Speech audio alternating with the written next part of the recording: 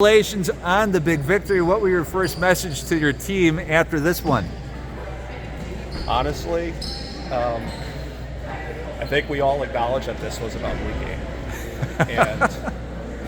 And I'll be apologetic to my team. Nikki outdueled me tonight. She had the answer to basically everything that we did, and ultimately, we just got more shots to fall. But the thing I also told him is the hallmark of good teams is that sometimes you can win really ugly games, and that was probably the dictionary definition of an ugly game. It's also the first time we've beaten NEW in 5 seasons and almost a decade since we've won down here. So they should take a lot of pride, and now we just have to go to the next one. And what were some of the things that NEW Lutheran were doing to kind of hassle you guys on offense? And quite frankly, you know, what was good for the goose was good for the gander, because, you know, they were really struggling moving the ball as well. Yeah. You know, they ran that 3-2 full court trap, and that's not really something we've had a lot of time to work on, because most teams we've been playing this year have just gone straight man. And luckily, we have a practice tomorrow, because we're going to see more odd fronted zone on Monday when we play Critics.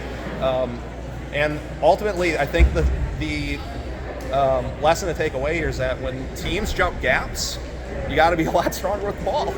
I mean, they must have picked our pocket when we tried to split their gap well over almost 20 times, if not 30.